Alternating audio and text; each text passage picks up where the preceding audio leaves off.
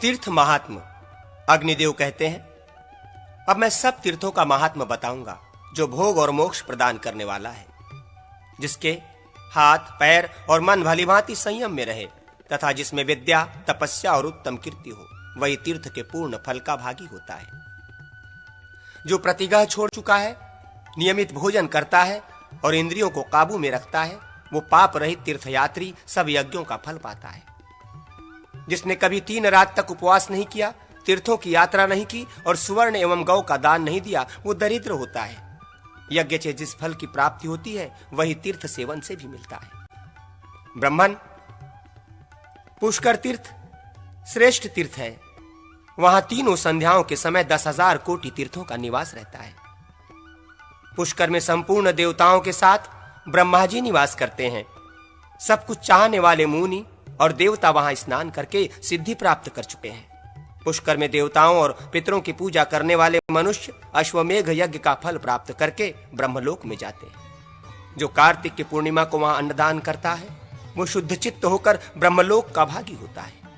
पुष्कर में जाना दुष्कर है। पुष्कर में तपस्या का सुयोग मिलना दुष्कर है। पुष्कर में दान का अवसर प्राप्त होना भी दुष्कर है और वहां निवास का सौभाग्य होना तो अत्यंत ही दुष्कर है। वहां निवास, जप और श्राद्ध करने से मनुष्य अपनी 100 पीढ़ियों का उद्धार करता है।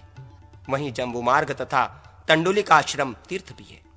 अब अन्य तीर्थों के विषय में सुनो। कण्वाश्रम, कोटि तीर्थ, नर्मदा और अर्बुद आबू उत्तम तीर्थ है। चर्मणवती, चंबल, सिंधु, सोमनाथ, प्रभास, सरस्वती समुद्र संगम तथा सागर भी श्रेष्ठ तीर्थ हैं।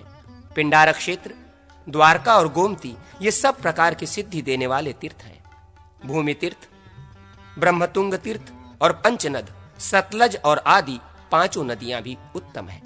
भीम तीर्थ, गिरेंद्र तीर्थ, पापनाशिनी देविका तीर्थ, पवित्र विशंतर तीर्थ, कुरुक्षेत्र, नागोद्वेत, अनार्धन तथा कुमार कोटि तीर्थ ये सब कुछ देने वाले बताए गए हैं। मैं कुरुक्षेत्र जाऊंगा, कुरुक्षेत्र में निवास करूंगा। जो सदा ऐसा कहता है वो शुद्ध हो जाता है और उसे स्वर्गलोक की प्राप्ति होती है। वहां विष्णु आदि देवता रहते हैं। वहां निवास करने से मनुष्य श्रीहरि के धाम में जाता है। कुरुक्षेत्र में समीपी सरस्वती बहती है। उसमें स्नान करने वाला मनुष्य ब्रह्मलोक का भागी होता है। कुरुक्षेत्र की धूलि भी परम गति की प्राप्ति कराती है। धर्म तीर्थ, सुवर्ण तीर्थ, परम उत्तम गंगा द्वार, हरिद्वार, पवित्र तीर्थ कनखल, भद्रकर्ण हल्द, गंगा सरस्वती संगम और ब्रह्मार्वत ये पाप नाशक तीर्थ है। भृगतृंग, कुब्जाम्र तथा गंगोद्वेग ये भी पापों को दूर करने वाले हैं। वाराणसी, काशी सर्वोत्तम तीर्थ है। उसे श्रेष्ठ अविमुक्त क्षेत्र भी कहते हैं। कपाल मोचन तीर्थ भी उत्तम है। प्रयाग तो सब तीर्थों का राजा ही है। गोमती और गंगा का संगम भी पावन तीर्थ है। गंगा जी कहीं भी क्यों न हो, सर्वत्र स्वर्गलोक की प्राप्ति कराने वाली है। राजगृह पवित्र तीर्थ है। शालिग्राम तीर्थ पापों का नाश करने वाला है। वटेश, वामन तथा काली का संगम तीर्थ भी उत्तम है। लौहित्य तीर्थ, करतोया नदी, शोणभद्र तथा ऋषभ तीर्थ भी श्रेष्ठ है। श्री पर्वत, कोलाचल, सह्यगिरी, मलयगिरी, गोदावरी, त्रिंगभद्रा, वरदायिनी, कावेरी नदी, तापी, पयोष्णी, रेवा, नर्मदा और दंडकारण्य भी उत्तम तीर्थ है। कालांजर, मुंचवट, शूरपारक, मंदाकिनी, चित्रकूट और श्रृंगेश्वरपुर श्रेष्ठ तीर्थ है। अवंती भी उत्तम तीर्थ है। अयोध्या सब पापों का नाश करने वाली है। नैमिषारण्य परम पवित्र तीर्थ है। वो भोग और मोक्ष प्रदान करने वाला है। गंगा जी की महिमा। अग्निदेव कहते हैं, अब गंगा का महात्म्य बतलाता हूं। गंगा का सदा सेवन करना चाहिए। वो भोग और मोक्ष प्रदान करने वाली है। जिनके बीच से गंगा बहती है वे सभी देश श्रेष्ठ तथा पावन है। उत्तम गति की खोज करने वाले प्राणियों के लिए गंगा ही सर्वोत्तम गति है। गंगा का सेवन करने पर वो माता और पिता दोनों के कुलों का उद्धार करती है।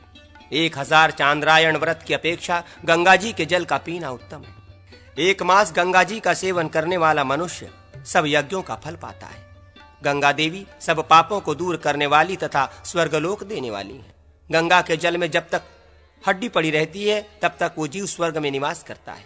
अंधे आदि भी गंगा जी का सेवन करके देवताओं के समान हो जाते हैं। गंगा तीर्थ से निकली हुई मिट्टी धारण करने वाला मनुष्य सूर्य के समान पापों का नाशक होता है। जो मानव गंगा का दर्शन, स्पर्श, जलपान अथवा गंगा स्नान का कीर्तन करता है, वो अपनी सैकड़ों हजारों पीढ़ियों के पुरुषों को पवित्र कर देता है। प्रयाग महात्मा। अग्निदेव कहते हैं, ब्राह्मण, अब मैं प्रयाग का महात्मा बताता हूँ, जो भोग और मोक्ष प्रदान करने वाला तथा उत्तम है। प्रयाग में ब्रह्मा, विष्णु आदि देवता तथा बड़े बड़े मुनिवर निवास करते हैं। नदियां, समुद्र, सिद्ध गंधर्व तथा अप्सराएं भी उस तीर्थ में वास करती हैं। प्रयाग में 3 अग्निकुंड हैं। उनके बीच में गंगा सब तीर्थों को साथ लिए बड़े वेग से बहती है। वहां त्रिभुवन विख्यात सूर्य कन्या यमुना भी है। गंगा और यमुना का मध्य भाग पृथ्वी का जघन माना गया है और प्रयाग को ऋषियों ने जघन के बीच का उपस्थ भाग बताया है। प्रतिष्ठान, झूसी सहित प्रयाग, कंबल और अश्वतर नाग तथा भोगवती तीर्थ ये ब्रह्मा जी के यज्ञ की वेदी कहे गए हैं। प्रयाग में वेद और यज्ञ मूर्तिमान होकर रहते हैं। उस तीर्थ के स्तवन और नाम कीर्तन से तथा वहां की मिट्टी का स्पर्श करने मात्र से भी मनुष्य सब पापों से मुक्त हो जाता है। प्रयाग में गंगा और यमुना के संगम पर किए हुए दान, श्राद्ध और जप आदि अक्षय होते हैं। ब्राह्मण, वेद अथवा लोक किसी के कहने से भी अंत में प्रयाग तीर्थ के भीतर मरने का विचार नहीं छोड़ना चाहिए। प्रयाग में 60 करोड़ 10,000 तीर्थों का निवास है, अतः वो सबसे श्रेष्ठ है। वासुकी नाग का स्थान, भोगवती तीर्थ और हंस प्रपतन ये उत्तम तीर्थ है। कोटि गोदान से जो फल मिलता है वही इनमें 3 दिनों तक स्नान करने मात्र से प्राप्त हो जाता है। प्रयाग में माघ मास में मनीषी पुरुष ऐसा कहते हैं कि गंगा सर्वत्र सुलभ है, किंतु गंगा द्वार, प्रयाग और गंगा सागर संगम इन 3 स्थानों में उनका मिलना बहुत कठिन है। प्रयाग में दान देने से मनुष्य स्वर्ग में जाता है और इस लोक में आने पर राजाओं का भी राजा होता है। अक्षयवट के मूल के समीप और संगम आदि में मृत्यु को प्राप्त हुआ मनुष्य भगवान विष्णु के धाम में जाता है। प्रयाग में परम रमणीय उर्वशी पुलिन संध्यावट, कोटि तीर्थ, दशवाओं में घाट, गंगा यमुना का उत्तम संगम, रजोहीन मानस तीर्थ तथा वारस तीर्थ ये सभी परम उत्तम है। वाराणसी का महात्मा। अग्निदेव कहते हैं, वाराणसी परम उत्तम तीर्थ है। जो वहां श्रीहरि का नाम लेते हुए निवास करते हैं उन सबको वो भोग और मोक्ष प्रदान करता है। महादेव जी ने पार्वती से उसका महात्मा इस प्रकार बतलाया है। महादेव जी बोले, गौरी, इस क्षेत्र को मैंने कभी मुक्त नहीं किया, सदा ही वहां निवास किया, इसलिए वो अविमुक्त कहलाता है।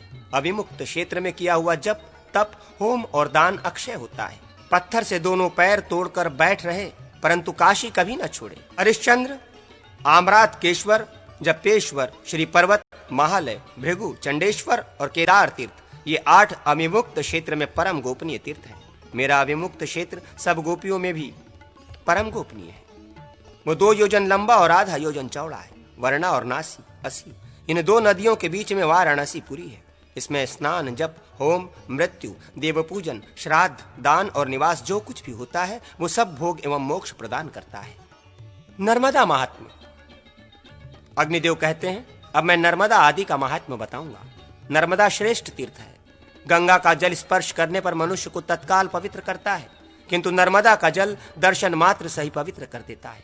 नर्मदा तीर्थ 100 योजन लंबा और 200 योजन चौड़ा है। अमरकंटक पर्वत के चारों ओर नर्मदा संबंधी 60 करोड़ 60 हजार तीर्थ हैं। कावेरी संगम तीर्थ बहुत पवित्र है। अब श्री पर्वत का वर्णन सुनो।